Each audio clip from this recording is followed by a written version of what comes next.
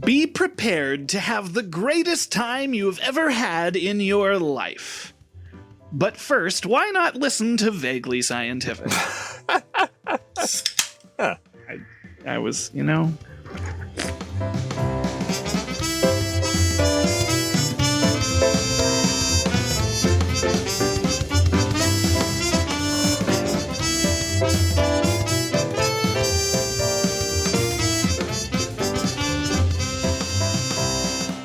The woods are lovely, dark, and deep, but I have promises to keep and miles to go before I sleep. I am Derek. It's 106 miles to Chicago. We got a full tank of gas, half a pack of cigarettes. It's dark, and we're wearing sunglasses. Joining me, as always, is Jim. Hi, Jim. The Big Bean statue thing. That's Chicago. That's all I know about it. Sure. I don't know anything about Chicago. I need to go someday. That's okay. That was just a quote from the Blues Brothers. Oh, okay. I feel like I'm obligated to at least comment on the things that you say about me, so. You are not obligated, but welcome to. But the journey of 1,000 miles begins with a single step, and taking that step with us is our guest this week, Joe. Hi, Joe. And I would walk 1,000 miles just for you. Yay! That's a also, very nice hi. thing to say. Hi. Welcome to the show where we answer the most ridiculous audience-submitted questions in a manner that we like to call vaguely scientific. But before we do that, it's time for the fun science fact of the day. Jim? Ah, yes. Well, this one I was actually told recently by Derek, and we were like, hey, this would make a good fun science fact of the day, and now it is. So here we all Yay. are. So apparently button, cerimony, and portobello mushrooms are all the same species of mushroom, and that mushroom species is Agaricus bisporus.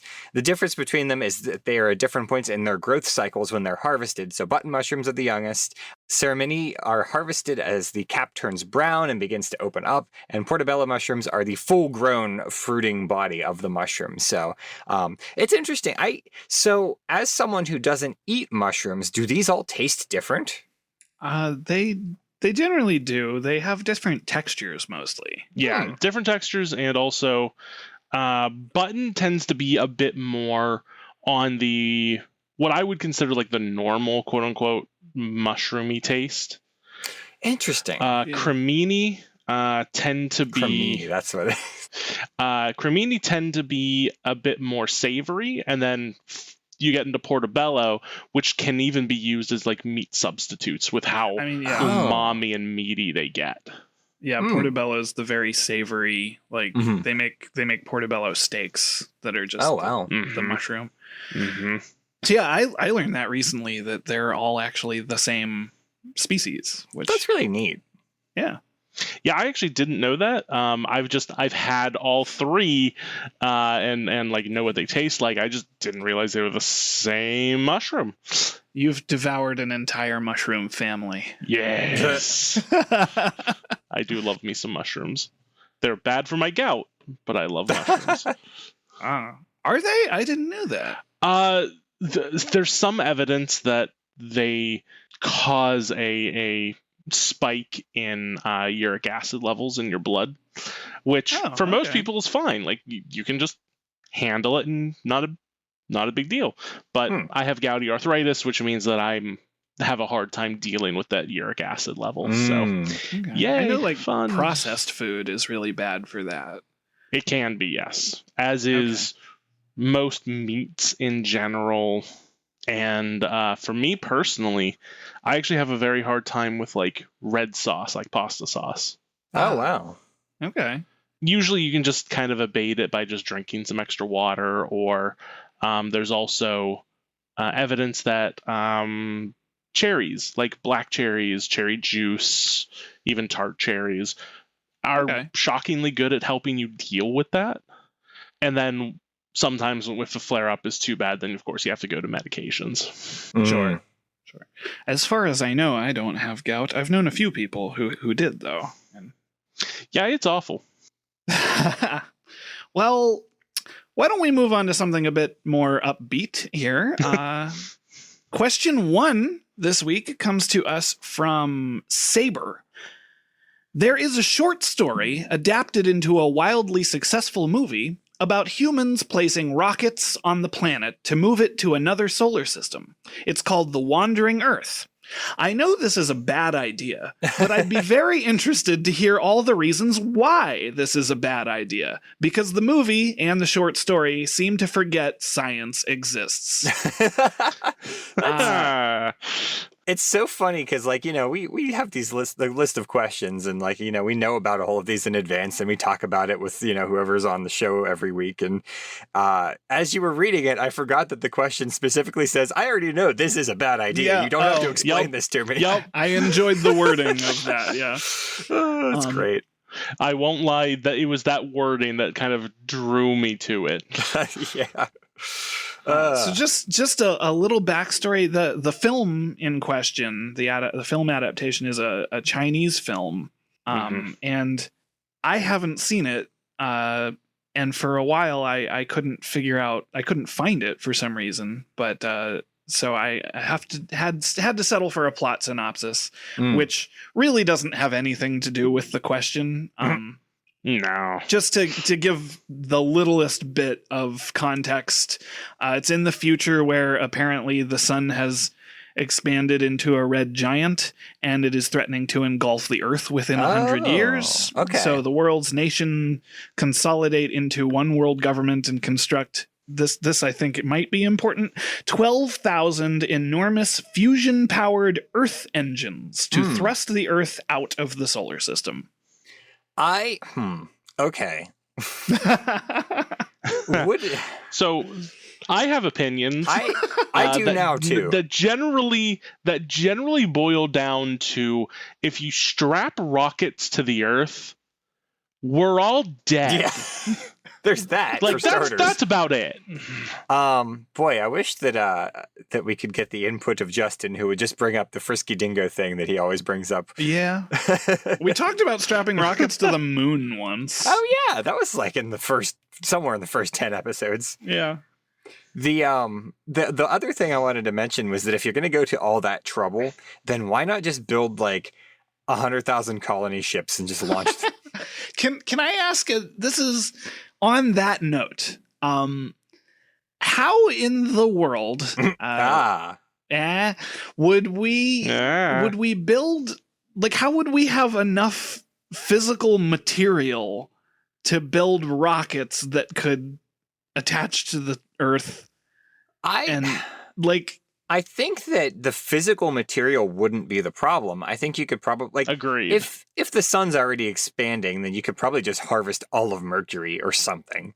But I've read a lot of like, not short stories, but I've read a lot of like speculative fiction and things like that, where it's like, oh yeah, we'll just mine Mercury and turn it into like a Dyson web, like you know how they have the Dyson spheres that completely enclose a star. It's kind of the same idea, except it's more of a web so that you don't completely shroud the star in. But they're like, yeah, just take Mercury apart, turn it into a web, harvest all the energy. It's Isn't a Dyson sphere a vacuum cleaner? It's like that, except much bigger. Oh, Yes. Okay. Mm-hmm. For the record, a Dyson sphere is, you build a shell around the Earth. Oh, I have heard of this.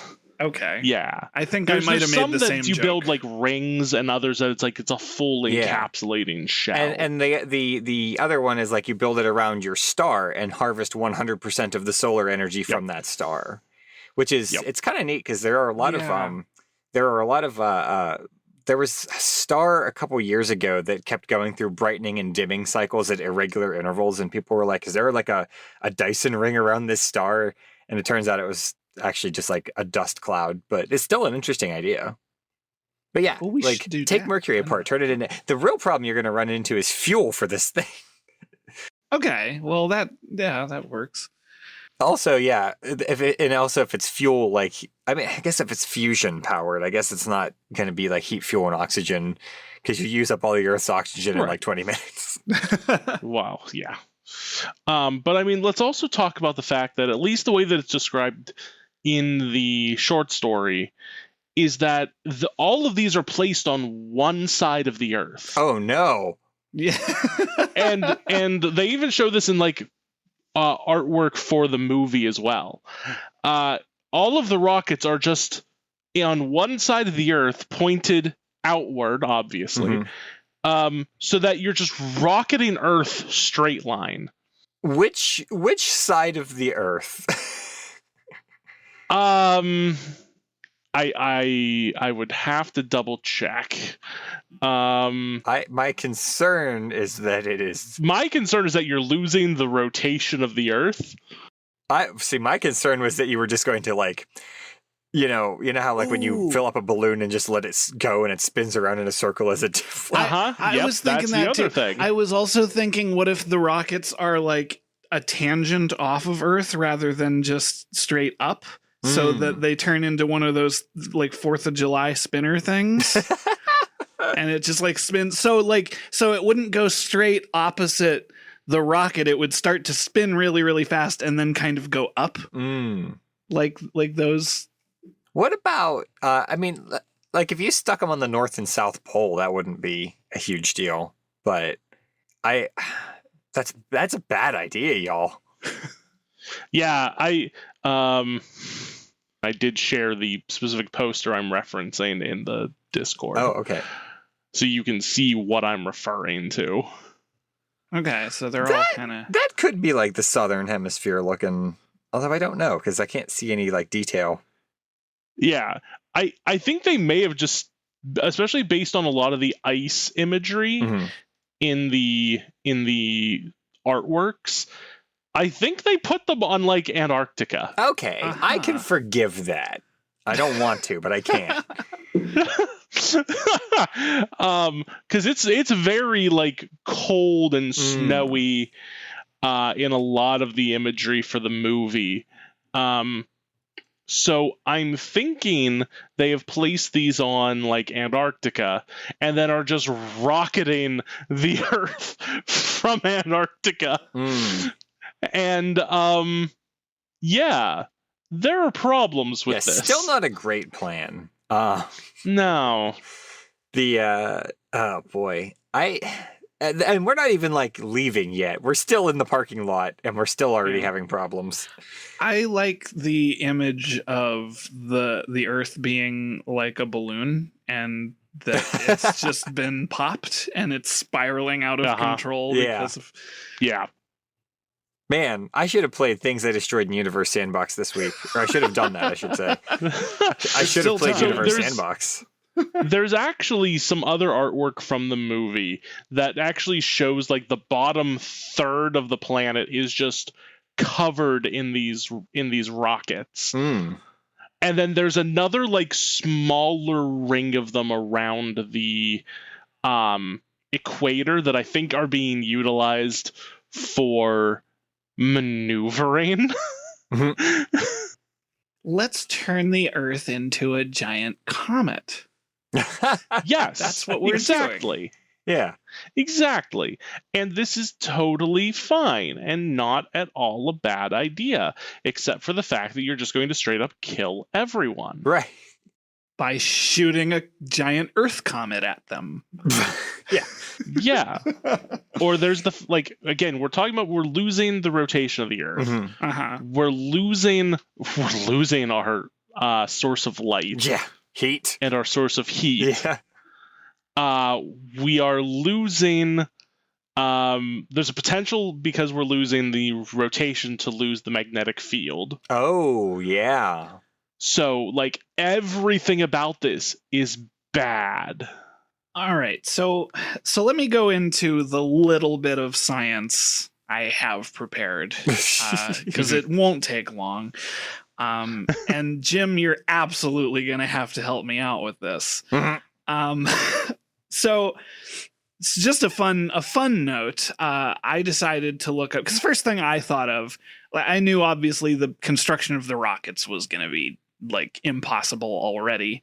But I thought, if they're trying to move out of the solar system, my first thought was like, how far out of the solar system, or like how far could we move either closer or further away to the sun before we all die. So I naturally looked up the Goldilocks zone. And as a fun note, I was like, what is the Goldilocks zone in terms of proximity to the sun? And I learned that it is a zone between 0.95 and 1.37 astronomical units. Now, to put that into context for what astronomical units mean, that is the distance from the average distance from the Earth to the sun. Yeah.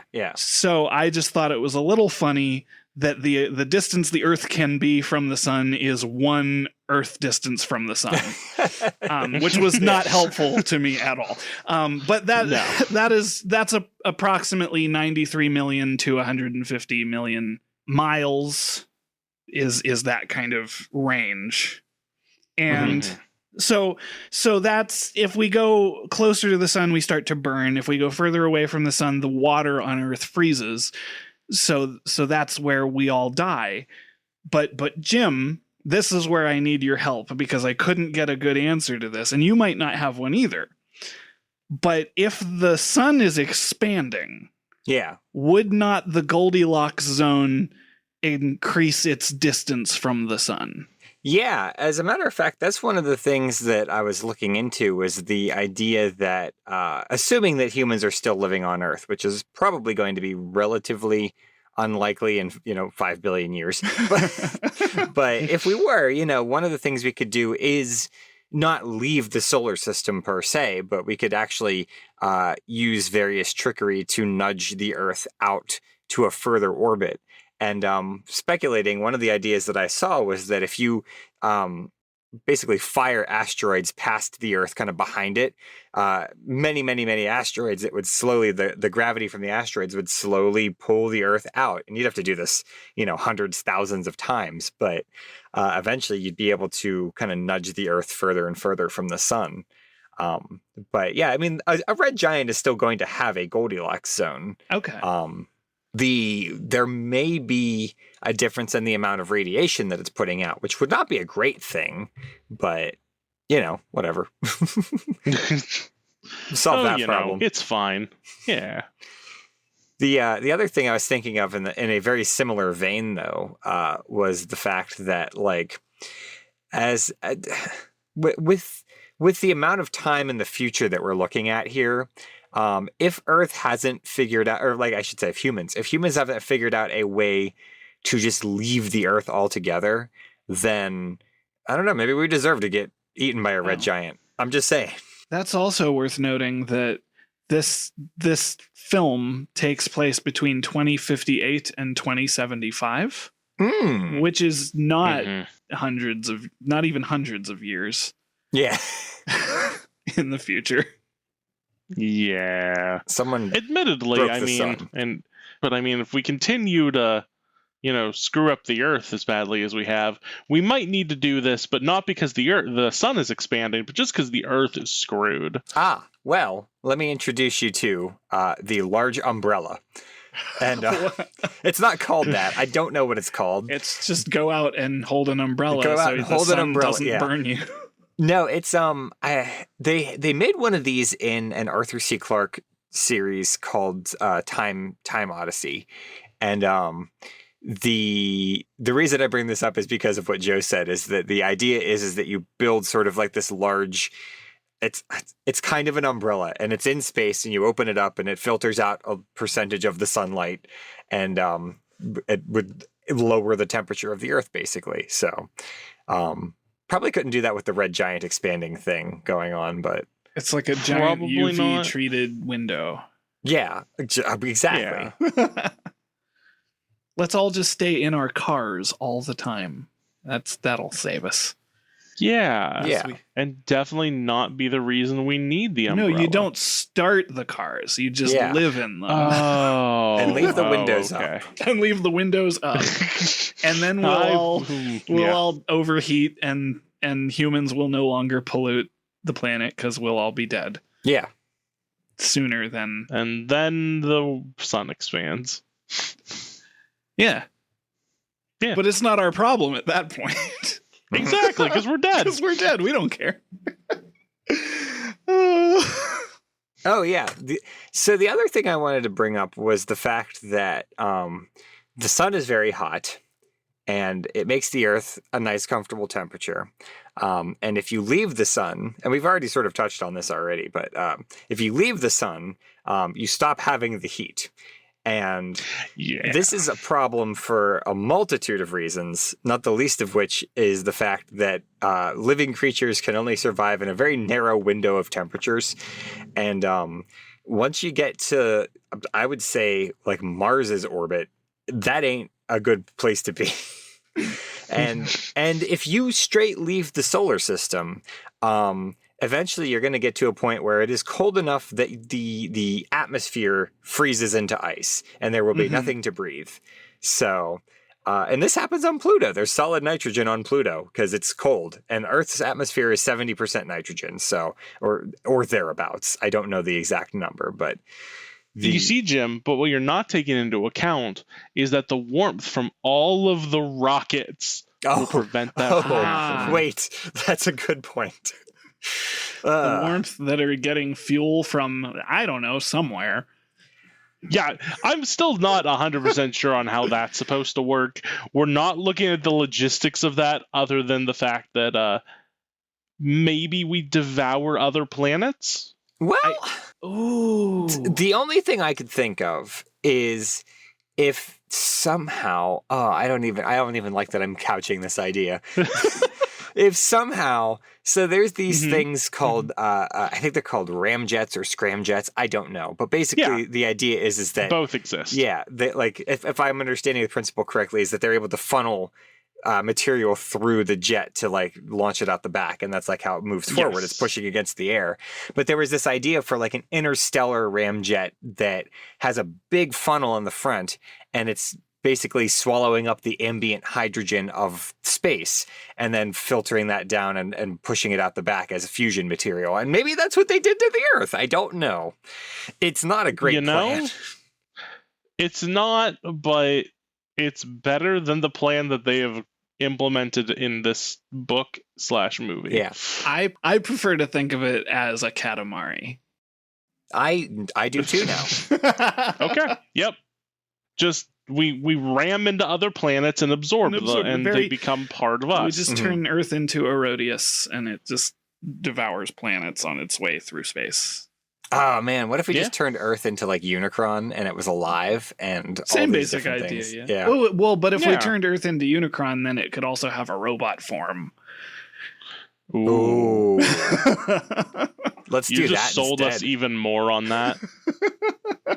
Because I'm also thinking about the fact that, like, okay, let's just get the Earth out to Jupiter, right? And then start siphoning off all of Jupiter's like gases and materials until it's just a husk of its current self. And then now we've got fuel to get out of the solar system. That's totally how that works. I feel like Jupiter would just envelop the... No, never mind. We're not using science. I forgot. Yeah, no. Science is out the window on this one. I do really like the image of... I don't know exactly how this would work, but ever since Jim mentioned it, I like the image of the Earth getting far enough away from the sun that the atmosphere freezes. And is then just the solid girth of the Earth is like, it makes it beefier because of all the frozen atmosphere around it. I think that's a cool idea. I don't know how that's useful information at all. I wonder how much, like how thick of a layer of like solid nitrogen there would be around the planet. Yeah, like that's a great question. Is that something we could calculate? I mean, probably we'd have to find out like the mass of the atmosphere and well, because then there's also the question of how much would simply, for lack of a better term, float off, and how much lose some of it. Because we're also thinking about it when we're discussing this is almost like a snap freeze. But you're not gonna get that snap freeze, right? Most likely, it's gonna be it's going to start at a normal temperature and then slowly drop down. But then you're also going to have the fact that, again, as you're losing that rotation, you're losing the ability to maintain that atmosphere. So how much is just going to burn off? Yeah. Because less of it would be okay. I think as long as we put the rockets on the southern hemisphere, for example, and and the magnetic field stays intact, I don't think we're going to lose a ton of our atmosphere. Okay. But that's a speculation because I've never put Earth out of its orbit. So. Oh, I thought you were the leading expert on this because of all the tests. We could try it. Like, I mean, I don't have anything planned for tomorrow. I got to paint my kitchen tomorrow, so. Oh, okay. Yeah. I'm a bit busy. Well, I guess the Earth is safe for the time being. Yeah. Thank goodness I got this kitchen I got to attend to. Joe, I'm not advocating this, but if you are going to doom the planet, please let me know so that I can cancel all of my plans for the next month and actually relax. Mm. You know, that's fair. I'll at least wait until after your play. Okay. Plug for the play. Plug for the play. Hey, we're doing a play. There's an ad for it that's been running on the at the beginning of the episode. So if it's after that, listeners, this doesn't make any sense. Yeah. The other thing I was thinking about is I mean, I don't know that we haven't talked about this yet, but I want to get into a little bit more specifics about the fact that everything is going to die. Yeah. There is a very small cross section of things that won't die, and that is things that live in basically the deep sea thermal vent environment, because that should at least melt some of the ice. Like the ocean is going to freeze all the way through eventually. That's going to take a while actually, but the deep sea thermal vent environment actually might survive. All the plants are going to die because there is no sun because we have left the solar system. Right. So photosynthesis has ended, and I assume the humans had a plan. Like, one would hope. I don't know what that plan is. So allow me to present you with an idea that could potentially work. We take a current conspiracy theory and make it reality. Oh, the Hollow Earth. Bingo. Nice. I'm proud of myself for getting it in one, and also a little alarmed. Now, when you say make it a reality, do you mean hypothetically, or do you mean we actually hollow out the Earth? I guess it'd be closer to just beginning to live subterraneously. Oh, okay. Because then, you're closer to what is going to eventually cool and solidify, but like the core and the mantle, which are, molten. Mm-hmm. Okay. And extremely hot. So you could at least prolong Earth, like the humanity's survival. Mm-hmm. Well, isn't that what we're doing already? And if you're smart about it, Noah's Ark this stuff. Ooh. Oh. And you start building subterranean animal shelters and have enough space that you can breed them. Mm-hmm. Did either of you ever see Downsizing with Matt Damon, I think, is in it? No. I did not. It was weird, but spoiler alert for everyone. It ends with a bunch of people going into a subterranean habitat because they think the world is ending. And that's what that made me think of. I mean, I spoiled the movie for no reason, I guess. Just what other movie do we want to ruin? I don't know. I mean, what is it? 10 Cloverfield Lane. Fun story about Bruce Willis in The Sixth Sense. Don't know if you guys knew this. The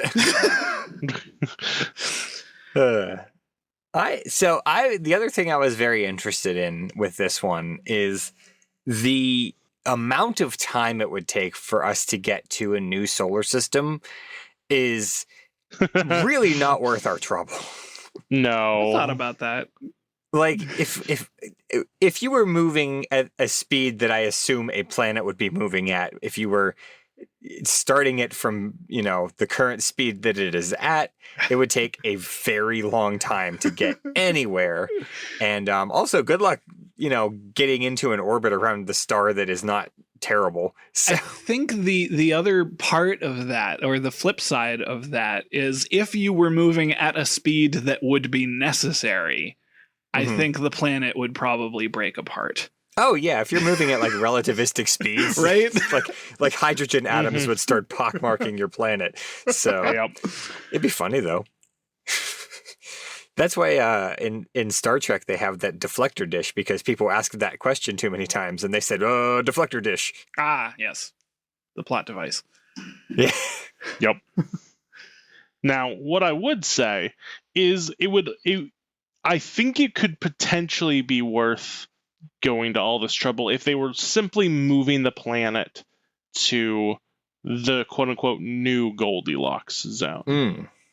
Because then you're not necessarily trying to leave the expanding the current star system. Yeah. Which is very unlike the original story. But better. Because at the end of the movie, at least, they are careening Earth towards the Alpha Centauri star system. Well, if you're gonna go to any of them, right? Right. But yeah, I don't like it there. It's like a tourist trap there. Yeah. That's fair. That's a bad plan. I didn't know that's where they were going. That is not that's like how many stars are in that system? I think 3 stars. I think so. I mean, you could probably make that work, but I mean, I could think of about 30 different stars that would be better. It would be Namek. I'm saying, just build a bunch of colony ships. Not only build a bunch of colony ships, but also, for real, put them in a bunch of different directions so you hedge your bets. Do the Golgafringian thing. Don't bet it all on black. Yeah, no, 100%. 100%. Well, listeners, there are reasons this is a bad idea we didn't cover, so that's your homework. But I did want to mention, I'm so sorry.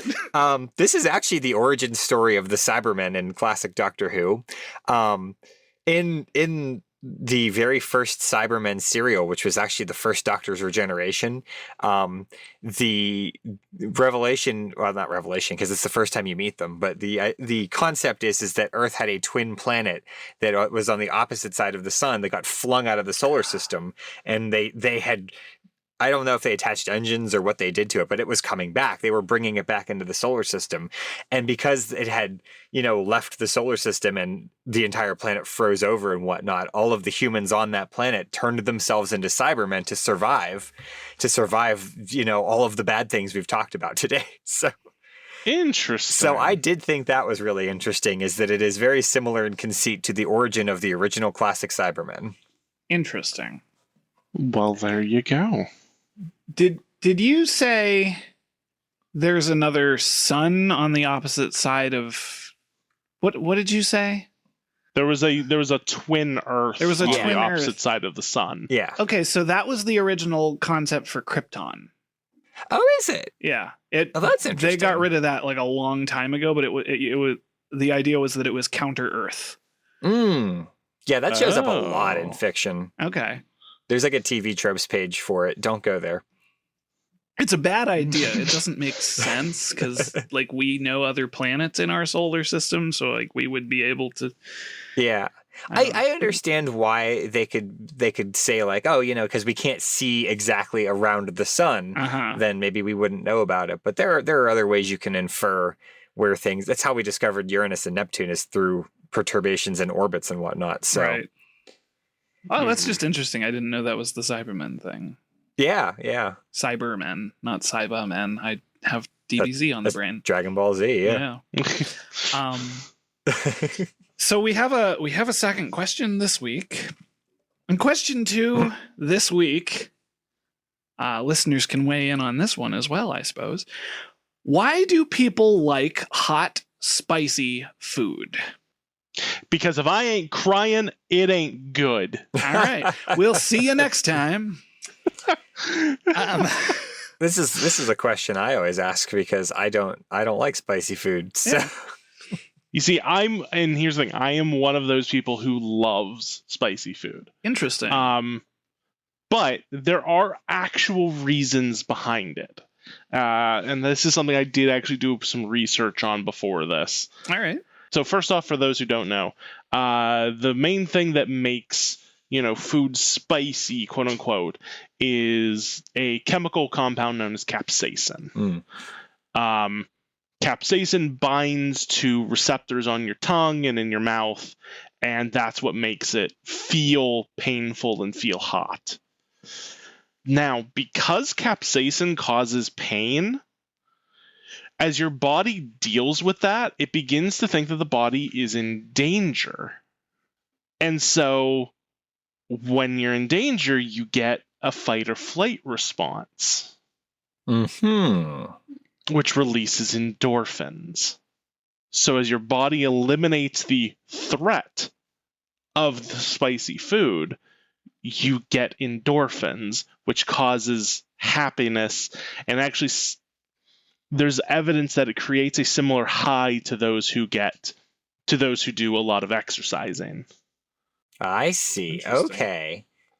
That makes a lot of sense, actually. And I've always heard, that the runner's high is a thing. So yes.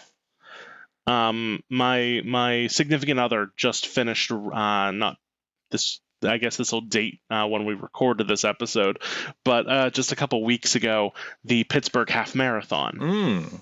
And she, as part of her training, did a lot of running, and then for the actual event itself, ran the majority of it. And yeah, she has described to me of, moments of kind of getting into that pace, and kind of everything kind of melts away, and you're just kind of left with, again, that kind of runner's high, where it's just, you're just able to tell your body go, and you just feel good about it. Now, obviously, afterwards, she was in a lot of pain. Well, yeah. Well, that's just because exercise. That's 13 and a half-ish miles of running in about 3 hours. Yeah. So another thing that I was reading about this phenomenon, gotta do it every time. I knew it. Gotta do it every time. Is so yeah, there is that kind of runner's high, that endorphin release of that, as you were describing, but there are also medical benefits to spicy food. For example, in India and Mexico, which are both pretty famous for having pretty spicy food, a lot of people say that the spiciness makes them sweat, and then sweat evaporates and cools people down. I know from my own personal experience, it clears out your sinuses. Oh yeah, for sure. Which, so it's uncomfortable during that process, but then if you feel good after. And then, so there are also cultural implications about eating spicy food. And one of those cultural implications is competition. Well, I'm not a terribly competitive person. I definitely know people who are prideful of their ability to eat spicier food than other people. I guess I didn't weigh in on this, but my stance on spicy food is I have a pretty high tolerance for it, but I generally, if it's just spicy and doesn't taste like anything, then I don't care for it. Yeah. Yep. But that being said, I definitely know many people who, take it as a badge of honor that they've been able to do. You got to take the triple atomic challenge. Right. And you say that, I've not done the triple atomic, but back when there's a local chain by us who has quote unquote atomic wings and now triple atomic. I actually have 3 times taken the original atomic challenge. It's honestly not that good. just because they don't taste good. That's my aversion. I always liked the slightly milder but flavorful ones. Exactly. But so the idea that it's just a point of pride never really resonated with me, just the same way that somebody who could beat me in Street Fighter, like, I don't necessarily care if they can beat me. I just want to have fun playing the game, I guess. Yeah. And that's I mean, same with me in the sense that I don't really like spicy foods. So, you know, I go out for wings with everybody and they're all getting real hot stuff. And I'm like, I'm just going to get what I like. Right. And it'll be nice and savory and whatnot. And ride your own ride, you know? Yeah, exactly. So it's, for me, it's like, I don't care how hot it is as long as I think it tastes good. Yeah. And I agree with that. But I learned something about this because at one point, a friend of ours, I'll call him out because I feel like it. He's been on the show. Dak gave me, because the listeners will know, so I can call him out. He gave me, I believe it's called the Carolina Reaper. Oh yeah. Which I don't know. Because he doesn't like you very much. Well, it's mutual, you know. He's not gonna listen to this. It doesn't matter. Okay, so let me catch my breath. So yeah, he gave me a bit of the Carolina Reaper, which at the time, I don't know if it still is, but at the time was the spiciest pepper. And yeah, I don't think it is anymore. I don't think it is anymore either, but that's because, speaking of competitiveness, that's like the thing that we've been doing as the human race. Yeah. Is trying to breed the spiciest thing that will peel your paint off your walls. And so it's not only eating the peppers, it's also making them hard to eat is part of the competition. But after I tried this Carolina Reaper, it was just like a little sliver of it, and I had to sit there for like half an hour. And I'll tell you, like, again, I have a pretty high tolerance to spiciness. I was in legitimate pain for like half an hour after doing this, and I said I'll never do that again. I hate spicy food after this. But here's the weird thing: for the next approximately a year, I would eat very spicy food and it would not faze me. Oh, wow. Yep. And I was reading about that. Ripped all your taste buds out. Well, I was reading about that because people said that it destroys your taste buds. And from what I was reading, it doesn't. It's just the way your body processes that heat sort of adapts. Yep. So you can legitimately. So it's like bodybuilding or weight training or any like sort of endurance training. Yeah, it's like that. You can train to get. So at that point, I kind of understand you've worked to achieve this skill, I guess. Still, I'm not super impressed that somebody can eat spicier food than me, but you know, like, I at least get it. Yeah. And really quickly to hop in on the spiciest pepper. Okay. The Carolina Reaper is still currently the official hottest. Okay. Oh. However, there are actually 3 more that are technically hotter, but they have not been officially recognized yet because they are effectively not available to grow publicly. They are kind of owned and controlled. So there's red tape and asterisks all over the place. Yes. So after the Carolina Reaper, you then have the Dragon's Breath. Then you have the Apollo pepper, which is actually made by the same grower as who made the Carolina Reaper. Okay. And then there is Pepper X, which made the Powerpuff Girls. Yes. And both the Apollo pepper and Pepper X, for anyone who's listening who's a fan of the show, YouTube show Hot Ones. Oh yeah. Those names should sound familiar because they have actually utilized both of those peppers for their last dab sauce. Okay. I like the name of Apollo pepper. I do too. Possibly because I'm a mythology nerd, but like that's the sun, you know. That's That's pretty Yeah. hot. Yeah. Yeah. Yeah. We just talked about how if you leave the sun, the earth dies. That's so. true. Yup. So we need the Apollo pepper. It's going to save humanity. Yeah. Can I there's one other thing I want to touch on. Sure. Because naturally we all probably read a little bit about capsaicin. And I wanted to specifically look up because there's a differentiation between hot and spicy.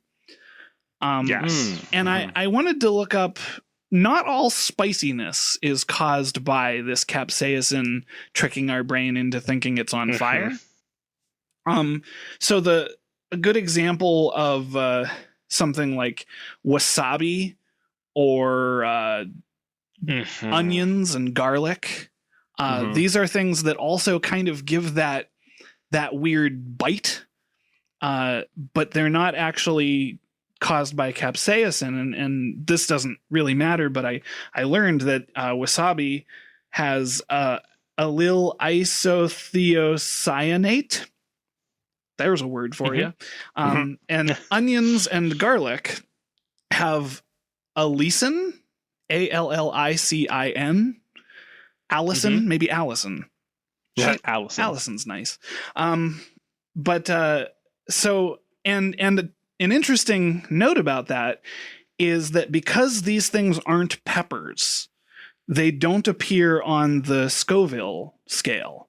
And it's kind of interesting because it's very, we've talked a bit about qualia, like the sort of things you can't really communicate to other people. Like, does my red look like your red? If anybody remembers, so like, what is taste? It's difficult to actually explain. So it's the difference between like a chili pepper and garlic in terms of spiciness is sort of that qualia. Like, we can tell that they are similar, but how they are actually different is like really hard to describe. But like we can, like, you can taste it though. So I thought that was interesting. Well, and then also, like, when you look at, for example, I'm going to use Chinese cuisine here. Okay. In Chinese cuisine, there's actually a further separation spicy, because you have hot spicy, which is kind of what we get with the capsaicin. They get that a lot of times through, like, red chili peppers. Right. But then they also feature, especially in I can't remember the specific region, and I feel bad. But they also separate that into a numbing spice. Oh. So for example, Szechuan peppercorns. Oh, okay.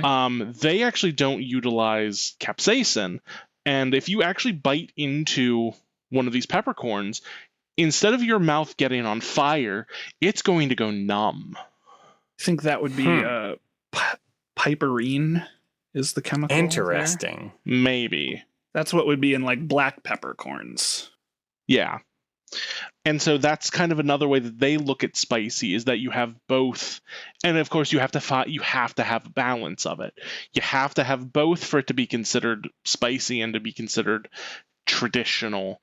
And that, it has to be balanced properly so that, you don't just blow out your mouth with one or the other, that you can still taste the food, but you still experience that flame and that numb simultaneously. Yeah.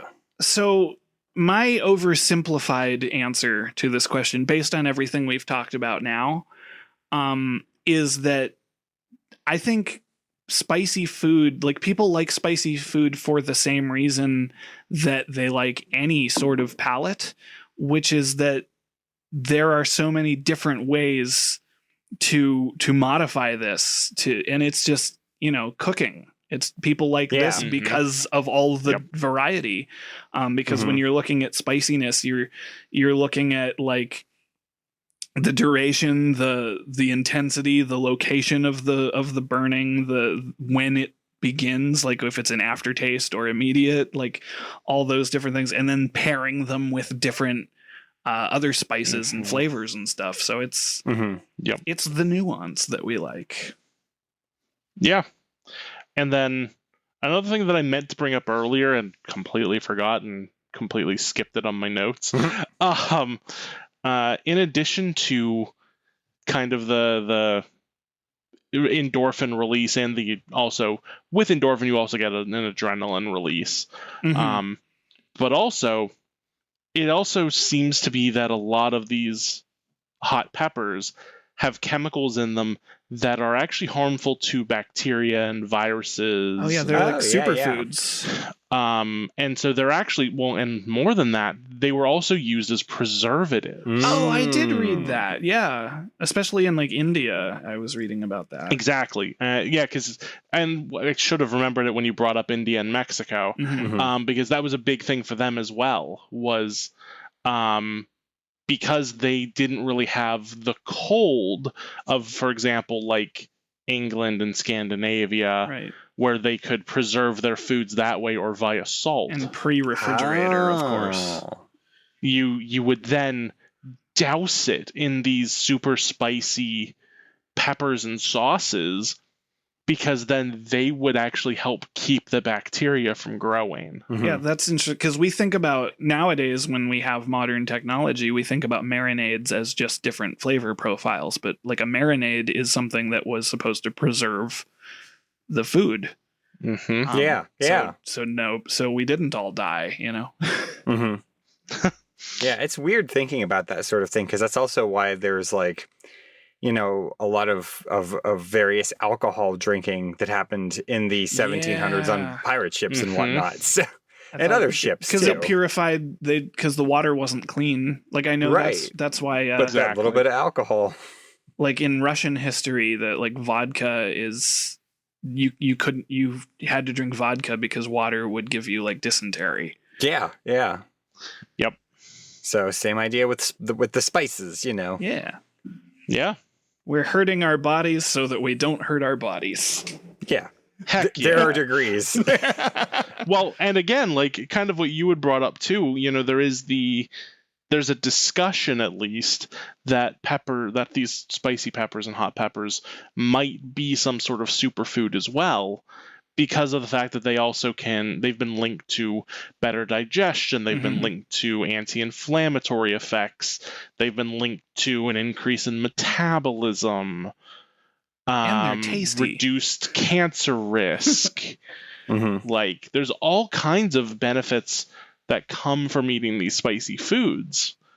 But ultimately, yeah, it does come down to also just, do you like that feeling? Right. Yeah. Because if not, it's not a big deal. There are other things you can do. Yeah. A common thing that I run into a lot is, so I don't really like jalapenos very much. Mm. And every time somebody presents me with something with jalapenos and say, no, thanks, I don't really like jalapenos, they'll be like, oh, they're cooked. You can hardly, like, they're hardly even spicy. And I'm Oh. always like, it's not, it's the tangy taste of them that I don't really like. Mhm. Yeah. Yeah. Yep. Yeah, jalapeno has a very unique flavor. Yeah. hmm That's how it is with me and a lot of various like pepper type spices. Like I don't know, Mhm. peppers taste kind of acrid to me, and I don't know why that is. No, I'm that's starting to get used to them, and I'm starting to like them a little more. But it's always kind of like bitter in a way that I don't find particularly. It's not even that they're spicy. Hmm. Mhm. I have a friend who, like, he doesn't like onions at all. Mm. And He's even lying like to when himself. well, no, because like even when they're cooked down and like in something, he can still taste, hmm oh, there's onions in this, isn't there? Mhm. Yeah. And it immediately is like a detraction for him to liking whatever that is. Mhm. And I think it's very similar to what you're experiencing with peppers, and I think that it also comes back to, I do also think there's a link to, I forget the specific genetic marker, but the cilantro genetic Oh marker. yeah, that tastes like soap to me. Oh, yeah, Right. I'm not And a so big for fan of me, cilantro. and that's fine. I love cilantro. It does not taste like soap to me, so I don't have that genetic Mhm. marker. Mhm. But there are some people that, and you'll actually do this usually in like your high school biology course, where they'll have you taste cilantro, and you'll find a certain percentage of your class will say, "Oh, that tastes like soap to me." Uh-huh. Yeah. And that's actually because there's a specific genetic marker that changes how some of your taste buds develop. And so there's a particular chemical in there that your tongue will then recognize as having a similar flavor profile to, for those of you who have had your mouth washed out with soap, will immediately recognize. Uh-huh. Whereas for most other people, you get that normal kind of just herbaceousness that cilantro provides. I've cooked with cilantro and found it to be fine. I think I think the smell like of fresh cilantro is off-putting to me, but like I don't mind the taste. That's fair. Yeah, I like cilantro in most things, as does my significant other, but I know there's a lot of people who don't, both for the genetic marker reason and for, just in general not liking cilantro. Just that's fair. The culture of, I don't know. I'm staunchly in favor of onions, and whenever people say they don't like onions, I'm like, you haven't given them a chance, I swear. I love them. I do love onions, but I know there's a lot of people who don't. Yeah. And I mean, like, I know there's a lot of people who like mustard, and I've only recently begun to like mustard. I like mustard. It's funny with onions for me is that I didn't like them for the longest time, and now I like them in very specific contexts. But I wouldn't want onions on a burger, like, for example. But you see, for me, that was one of the places that I started loving them interesting. first. But I will always get them in like Asian food. You got to have caramelized onions on burgers. That's what's gonna... Oh no, even just a nice fresh red onion. I mean, I agree with you, Joe. I'm just saying. Like... Actually, one time I had there used to be a restaurant chain called Damon's, and they had burgers that had onion straws, which were really good on a burger. I miss Damon's. Damon's was great. They were very good. Bring back Damon's. Yeah. Hashtag save Damon's. It's probably too late. I don't even know what. Oh, they are dead, dead and gone. Hashtag resurrect Damon's. Yeah. No, they just left our solar system. That's all. Oh, that explains it. They were ahead of their time with their cool trivia wall. All right, listeners, let us know this week what would happen if we strapped a bunch of rockets to all the spicy peppers on the Earth. And why would that be a bad idea? It's a lot of rockets. It's a waste of rockets. Just like bottle rockets. Oh, well, that'd be kind of fun. Because they don't need to be super big to move a pepper. It's just enough. Just enough. Jim, do we have any listener mail this week? We do. And as always, if you want to send us listener mail, you can email us at feedback@vaguelyscientific.com. You can comment on our blog. You can like us on Facebook. You can tweet @vaguelysci. And this email comes to us from Paul and is in regards to episode 122, the midpoint between Muppets and Gundam. And the question that Paul sends in that is not really a question, but I think we can tackle it in the time we have left. Where does the cardboard box Gundam cosplay costumes fall on this scale? I'm pretty sure that is Iron Man. So. Oh yeah, yeah. Iron Man is cardboard. Iron Man's cardboard. Somebody, I forget who. I was going to say it's probably like a 1/50th, maybe 1/30th scale. Yeah. But that's for those of you like me who are nerds and build Gunpla. There's a person who I've seen videos of this goes snowboarding in like a full Gundam. Like I don't think it's cardboard. I'm pretty sure it's like an actual like plastic suit that is all just the original Gundam. And it looks cool. I would never do it. I mean, I think that might be power armor, if you ask me. The cardboard? Both. Both. Okay. Yeah. I mean, cardboard can be power armor. Yeah.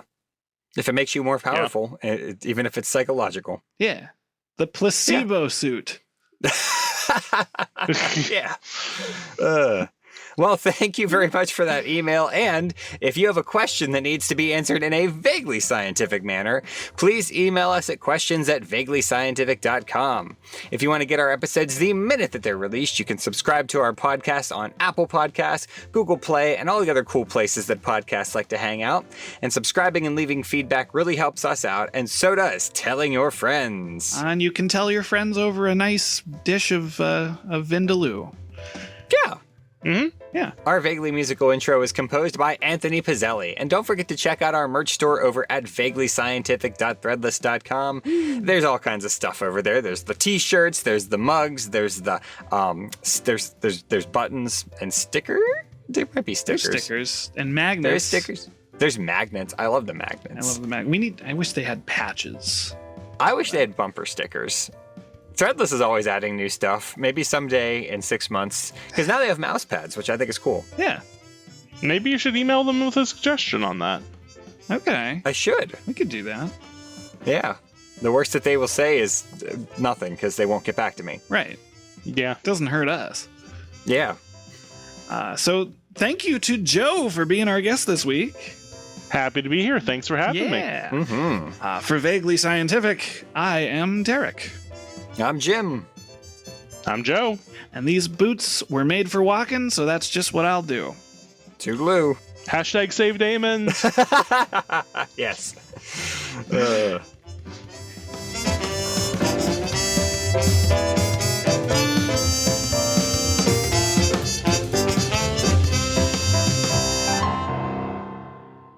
feel like I should leave the can opening sound effect in the...